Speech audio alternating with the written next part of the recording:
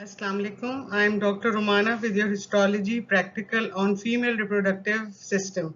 Today we'll be doing the histology of uterus. Grossly, when we see the uterus, it is a muscular organ and it has got a broad upper part which is called as the body, and the lower part which is cylindrical and narrow is called as the cervix. The rounded upper end of the body just above the entrance of the uterine tube is called as the fundus, and the relatively constricted segment of the body just superior to the cervix is called as the isthmus. Now when we have a look of the uterine wall, we come across that it is made up of three layers. The outermost is the perimetrium, then in the middle comes the myometrium, and the innermost is the endometrium. Now starting with the perimetrium. The perimetrium is either serosa or adventitia, depending upon that which part of the uterus is covered with peritoneum or it is devoid of peritoneum. So you all know that most of the uterus is covered by the peritoneum, and this is called as serosa, while the lower half of the anterior surface is devoid of any peritoneum, and that area is called as adventitia. And as you all know that how you draw the peritoneum, it is the layer of the simple squamous epithelium, underlying it is the loose connective tissue. Now coming to the, as we have started the study of the uterus from outside to inside, we have discussed the outermost layer, that is the perimetrium. Now coming over to the middle layer, which is the myometrium. Myometrium, it is the thickest coat of the uterine wall, and it is about 10 to 15 millimeter. It consists of smooth muscles which are forming three ill-defined layers. The thin outer layer of longitudinally running muscle fibers, then comes the middle layer of circularly arranged muscle fibers, and the inner layer is again of the smooth muscle is arranged in the form of longitudinal muscle fibers. So the three layers of the smooth muscles are having an arrangement of longitudinally, middle circularly, and the outer again longitudinally, and they are all not properly arranged, but they are intermingled. The middle layer of the smooth muscle in the myometrium, which is the thickest, and it contains numerous large blood vessels. These are actually present in this layer, and this layer is, the middle layer is therefore also called as stratum vasculare. And between the bundles of the smooth muscle fibers, there are also present collagen fibers along with fibroblast. So now coming over to the innermost layer of the uterus, that is called as the endometrium. Generally, the endometrium consists of two layers: a simple columnar epithelium which is lining the luminal surface of the uterus, and number two, a connective tissue lamina propria, which is also called as endometrial stroma. The lining epithelium of the endometrium is simple columnar variety, but it consists of two types of cells. Number one, the secretory cells, and number two, the ciliated cell. Now the secretory cells, they are the main cells of the endometrial epithelium, about 80%. They produce a secretion which is rich in glycogen and glycoproteins. The cytoplasm of the secretory cell contains abundant mitochondria, extensive rough endoplasmic reticulum, Golgi apparatus, and secretory granules, but they do not have any cilia on their surface. Coming over to the ciliated cells, they constitute about 20% of the lining epithelial cells. They are non-secretory and they bear gynoecilia on their luminal surface. Now please go back to your first year course and study the structure of gynoecilia. That is usually asked in your viva. Now the function of the ciliated cell is not clearly understood. Coming over to the lamina propria, which is a thick layer, and the other name for it is the endometrial stroma, as I've told you earlier.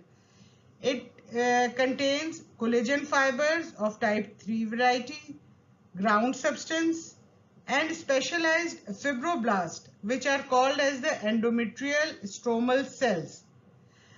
There are also present simple tubular glands, which are called as the uterine glands or the endometrial glands. And how they are formed? They are formed by the invagination of the lining epithelium into the underlying endometrial stroma.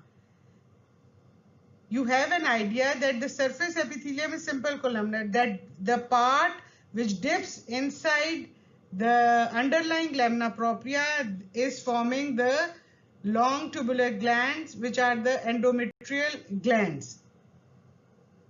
Now, I hope this is clear. Actually, the main changes are occurring in the endometrium. So, we will study what changes occur in the endometrium during the reproductive life. The endometrium can be divided into two zones. Number one, stratum functionale and the stratum basale.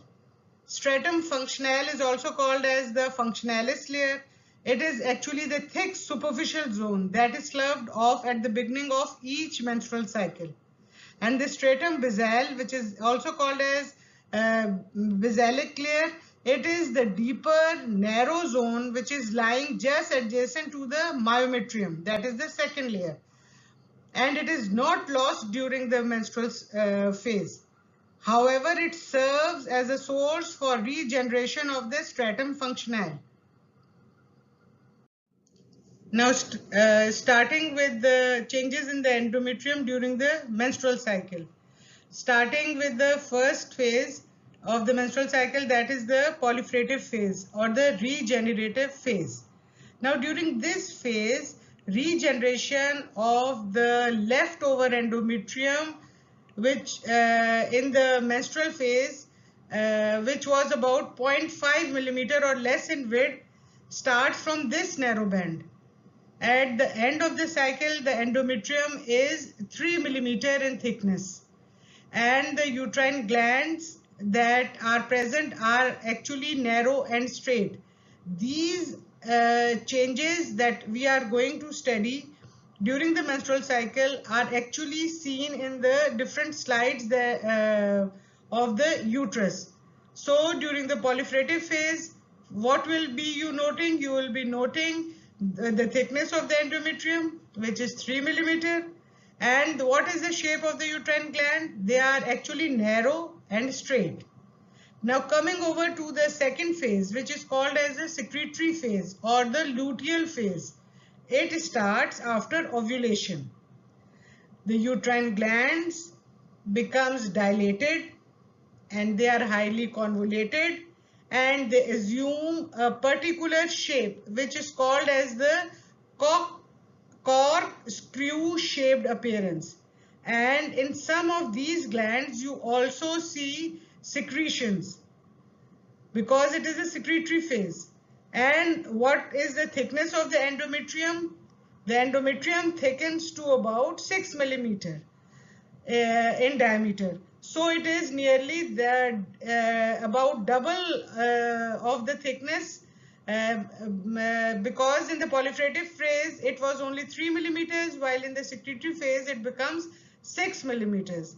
You have to note this thickness and what is the shape of the endometrial glands, because the changes are occurring in these two parts.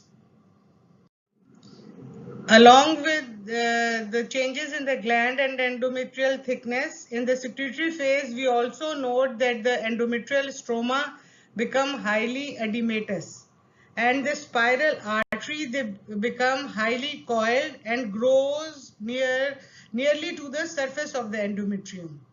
So you will be noting these changes also. Now coming over to the menstrual phase, now the spiral arteries, they dilate. The distal portion of these arteries have been damaged due to ischemia, repeated ischemia. These vessels rupture and the blood escapes into the endometrium and break out into the uterine lumen. This blood causes sloughing of the patches of the necrotic stratum functional. The entire stratum functional is necrosed, but it is not completely sloughed from the uterine wall at once. However, this process continues for many days, about 3 to 7 days. Now, what will happen to the thickness of the endometrium? It reduces to about 1 to 2 millimeter. So, what you are going to see in the slide is that the uterine endometrial thickness reduces to about 1 to 2 millimeter. It is very thin. Then you will see necrosed glands. Then you will see blood present. Then also in the slide you see that the glands are actually ruptured also, with blood all over in the endometrium. So these changes you are going to see in the slide of the menstrual phase. Now have a close look on this slide. Starting from inside, we will see, can you appreciate the marking of the endometrium? The endometrium and the upper portion of it is the functionalis layer, and the part which is just adjacent to the this myometrium is the basalis layer. So you can see the surface epithelium and the glands in it. What is actually the shape? They are usually straight in this slide. Now coming over to this middle layer, which is the myometrium, can you appreciate that how thick it is?